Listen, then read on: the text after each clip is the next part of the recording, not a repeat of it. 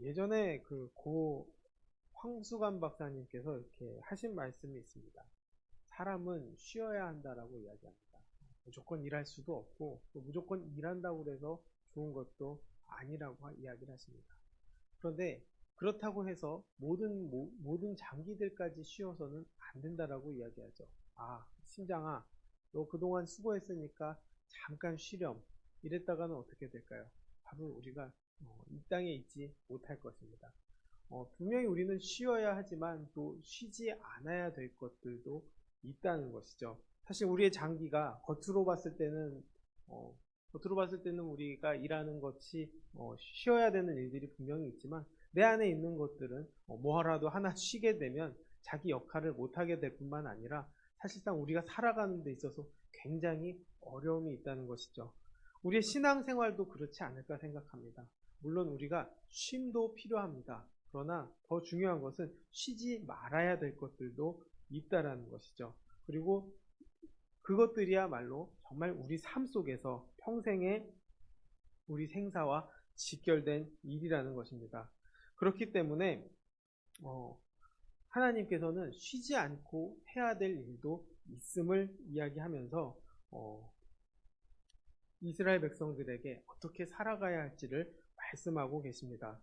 우리가는 사실 하나님의 뜻은 잠시 내려놓으려고 할 때가 많습니다. 오히려 쉬지 않고 죄를 짓고 살아가려고 할 때도 많다는 것이죠. 그렇기 때문에 우리의 신앙은 이 세상에서 가는 방법과는 다른 세상을 거스르고 가는 길입니다. 그래서 쉽지 않습니다. 내가 자연스럽게 가는 길이 아니기 때문에 내가 그것을 거스르고 믿음으로 또 하나님 붙잡고 가야 되기 때문에 그 일이 결코 쉽지 않다는 것이죠. 그래서 모세도 이 이스라엘 백성들에게 이렇게 계속 말하고 있는 것입니다. 가나안 땅에 들어가서 그냥 해도 그만 안 해도 그만이 아니라 평생 너희들이 해야 할 일이 있다라고 이야기하는 것이죠. 그 이야기는 바로 쉬지 않고 하나님의 말씀과 또 하나님의 규례와 법도들을 지키는 일입니다. 가나안 사람들이 추구하는 것과는 전혀 다른 길이죠. 그 길 중에 하나가 무엇일까요? 바로 범사에 감사하고 또 쉬지 말고 기도하라 하는 이유도 바로 여기에 있는 것입니다. 결국 쉬지 않고 해야지만이 흔들리지 않고 갈 수 있으며 그것이 정말 사는 길이고 또 하나님께서 원하시는 구원의 길로 인도하기 때문입니다. 그래서 하나님께서는 쉬지 말고 해야 될 일들을 이야기하고 있습니다. 그 첫 번째가 바로 우상을 파멸하는 일입니다. 1절부터 3절까지의 말씀을 보면 결국 우상을 파괴하라고 이야기합니다.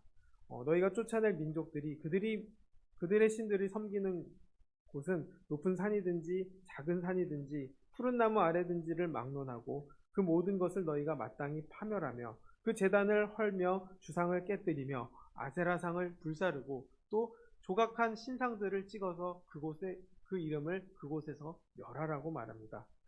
가나안 백성들은 그 우상을 잘 만들었습니다. 그래서 자기가 원하는 대상을 만들고 또 자기가 원하는 장소에서 원하는 방법으로 만든다는 것이죠. 결국 그 우상은 뭘까요? 내가 만든 신뿐이라는 것입니다. 실제로 존재하는 신도 아니고 실제로 능력이 있는 것도 아닙니다. 그런데 그것은 내가 디자인하고 내가 설계했으면서 내가 섬기는 일을 하고 있습니다. 이것이 결국 뭘까요? 사탄을 숭배하는 모습입니다. 결국 우상을 만드는 것 자체가 결국 내가 우선이라는 뜻이고 또 내가 신이라고 생각하는 것이죠. 이런 마음을 가지면 어떻게 될까요? 당연히 교만할 수밖에 없습니다. 그래서 내 뜻대로 안 하면 다 나를 반대하면 다 사탄이라고 생각하는 마음이 가득해지는 것이죠. 그걸 하나님께서는 무너뜨리라고 말씀하고 계신 겁니다. 내가 가득하면 하나님조차 듣지 않기 때문이죠. 창조주 하나님에게도 관심이 없을 뿐만 아니라 자신 자체가 이미 창조주 위에 있다라고 생각하기 때문입니다. 그렇기 때문에 하나님께서는 백성들이 꼭 가나안 땅에 들어갔을 때 이 일을 하라고 말씀하시는 것입니다. 우선순위를 바꾸는 일을 하는 것이죠. 결국 그것을 바꾸기 위해서 이곳저곳에 있는 우상들을 부수라고 말합니다. 가나안 신들은 결국 높은 산이든 작은 언덕이든 여러 군데 자리를 잡고 있었습니다. 그 어디든 무엇이든 다 신이라 생각하고 섬기는 것이죠. 뭐든지 그렇게 섬기면 잘 된다, 또 부유해진다, 또 내가 능력이 생긴다, 이런 착각을 하면서 살았다는 것입니다. 그렇기 때문에 이 가나안 땅을 정벌하는 일은 하나님의 심판의 일입니다. 그래서 그 우상을 모두 부셔버리고 또 그 주상을 깨뜨리고 목상을 태우고 신상들을 남김없이 찍어야 했다는 것입니다. 이 일이 쉬운 일일까? 우리는 하나님이 함께 하시면 충분히 할 수 있다. 하나님이 능력이 있으시니까 충분히 할 수 있다. 이렇게 생각할 때도 있습니다. 그렇지만 실제로는 이 일이 이들에게도 성공한 일이 되지 못합니다. 오히려 이것들의 발목 잡히는 일이 얼마나 많습니까? 솔로몬은 수많은 우상숭배자들을 아내로 맞이함으로 인해서 오히려 믿는 사람들을 괴롭히는 일까지 저지릅니다. 또 수많은 왕들이 무너진 이유가 바로 무엇입니까? 우상숭배로 인해서 하나님의 마음을 저버렸기 때문입니다. 오히려 가나안 땅에 있는 사람들을 그 생각들을 부수고 하나님으로 가득하게 되기를 하나님께서는 원하셨는데 오히려 그들의 우상 속에 붙잡혀서 살아가게 되었다는 것이죠. 그만큼 우상을 이기는 일은 쉬운 일이 아닙니다. 내가 지금 은혜를 받아서 난 이제 하나님밖에 없어, 또 열심히 잘 믿어 한다 할지라도 사탄은 쉬지 않고 우리를 공격합니다. 어떨 땐 정말 너무하다 싶을 정도로 부지런하게 공격합니다. 그만큼 우상숭배를 떨치는 일이 어려운 일이기 때문입니다. 그만큼 한번 사로잡혀 버리면 나오기 힘든 것이고 오히려 우리의 생각과 마음이 모두 빼앗긴 채 살아감으로 인해서 주님이 주시는 은혜와 기쁨을 완전히 놓쳐버리게 만듭니다. 그렇기 때문에 하나님의 뜻을 늘 지키고 또 늘 부지런하게 바라보고 의지하는 것이 결국 우상을 이기는 방법이라는 것이죠. 그 방법 중에 하나는 바로 늘 예배 드리는 것입니다. 4절부터 7절까지의 말씀을 보면 결국 예배를 하나님 앞에 온전하게 드리라는 것을 말씀하고 있습니다. 하나님께서는 택하신 장소를 한 성소에서만 제사를 드리라고 말씀하지 않습니다. 제사를 드리라고 말씀하고 계십니다. 예배의 장소를 알려주시는 것이죠. 이것이 참 중요하다라고 이야기하는 것 같습니다. 이 제사를 드리는 것에 대해서만 무려 5절, 11절, 14절, 18절, 25절 이렇게 5번이나 반복하여 강조하고 있기 때문입니다. 우상과 또 우상의 제단들을 섬기는 것, 이것도 부셔야 될 일이지만 결국 하나님께 온전히 예배드리는 장소에서 예배드리는 것도 중요하다라는 것을 하나님께서는 말씀하고 계신 거죠. 하나님은 하나님을 예배하는 자들에게 장소부터 또 우리 마음대로 정하는 것이 아니라 결국 하나님께서 원하시는 자리에서 드리라고 말씀하고 있습니다. 그 예배는 결국 개인이 드리는 것이 아니라 바로 공동체로서 드려야 되는 예배이기 때문입니다. 그렇기 때문에 우리의 마음이 항상 주님을 향한 마음이 되어야 한다는 것이죠. 예배를 드릴 때도 진정으로 주님을 사랑해서 예배를 드려야 되는 것이고 하나님을 의지하는 마음으로 드려야 되는 것이고 하나님을 통해 기쁨과 또 세상을 거스르는 하나님의 뜻을 따라가는 그 자리에 우리는 예배를 드려야 된다는 것입니다. 그런데 문제는 뭘까요? 바로 예배를 내가 받으려 할 때가 있다라는 거예요. 그래서 예배를 오히려 평가하려고 할 때도 있죠. 그래서 어떤 분들은 이 목사님 설교는 이렇고 또 찬양은 이렇고 또 예배 과정은 이렇고 이렇게 저렇게 사실 평가하는 사람들을 우리가 보지 않습니까? 그 모습을 봤을 때 그게 정말 예배를 드리는 걸까 생각해 보게 됩니다. 문제는 저도 그런 생각할 때가 많다는 거죠. 예배는 이랬으면 좋겠다, 저랬으면 좋겠다, 이런 생각들이 저 안에 들어오지만 진정으로 예배 드리는 자의 자세라면 오히려 예배를 어떻게 하나님께 드릴 것인가에 대한 생각을 하는 것이지 평가하는 자리에 있어서는 안 된다는 것입니다. 그렇기 때문에 내가 정말 예배를 드리고 있는지 아니고 있는지는 하나님께서만 아시는 것이죠. 예배를 바르게 드리는 것이 중요한 건 이유가 바로 여기에 있습니다. 우리의 노력이나 우리의 능력으로 예배를 드리는 것이 아니고, 또 우리가 아무리 예배를 잘 준비한다 해도 우리는 완전하고 온전한 예배가 될 수 없습니다. 오직 하나님을 의지하고 하나님을 바라보고 하나님만 생각하고 정말 감사한 마음으로 예배를 드렸을 때 하나님께서는 그 예배를 기쁘게 받아주신다는 것이죠. 화려한 공간에서 예배를 드리는 것을 하나님께서 기뻐하시지 않습니다. 오히려 내 마음을 다하고 뜻을 다하여 주님을 섬기는 예배가 되기를 하나님께서는 원하고 계시는 것입니다.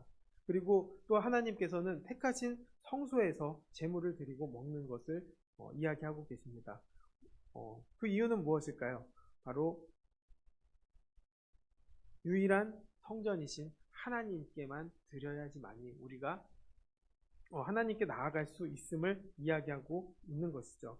하나님께서 우리의 머리가 되어주시고 또 우리가 죄인으로서 주님 앞에 용납되었을 때 진정으로 하나님을 만날 수 있는 것입니다.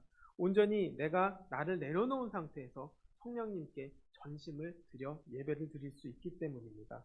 또 택하신 성소를 강조하신 이유는 결국 공동체 생활을 주님 안에서 온전하게 하기를 원하신다는 것이죠. 하나님께서는 결국 우리가 한 마음으로 한 뜻을 가지고 주님을 바라보기를 원하십니다. 교회가 존재하는 이유도 바로 거기에 있는 것이죠. 바로 우리 모두가 한 마음으로 한 분 하나님을 바라보고 하나님을 찬양하고 하나님을 의지하며 하나님을 통해 기뻐하기를 원하신다는 것입니다. 그래서 주 안에서 하나 되고 또 주 안에서 기쁨을 누릴 때 하나님께서는 자녀부터 또 노비까지 모두가 즐거워하며 이스라엘 전체가 다 주님 안에서 기뻐하기를 원하신다는 것이죠. 그렇게 기뻐하면 내 주변 사람들도 함께 기뻐하고자 하는 마음이 있을 것이고 서로 어려울 때 도와주며 서로 사랑하며 서로 주님을 바라보고 또 주님을 의지하는 삶을 살아가게 된다는 것입니다. 결국 지극히 작은 사람도 소중하게 여길 것이고 또 나에게 필요한 사람도 소중하게 여기게 될 것이라는 거죠. 모두가 한마음 돼서 서로 사랑하고 아끼기를 하나님께서는 원하고 계십니다. 우리 예배가 그런 예배가 되었으면 좋겠습니다. 또 우리 모두가 그런 마음으로 서로 아끼고 사랑했으면 좋겠습니다. 내가 필요한 사람들에게만 사랑을 전할 때가 있습니다. 또 나한테 내가 편한 사람들한테만 그렇게 행동할 때도 있습니다. 그러나 그것이 하나님께서 원하시는 길이 아니라는 것이죠.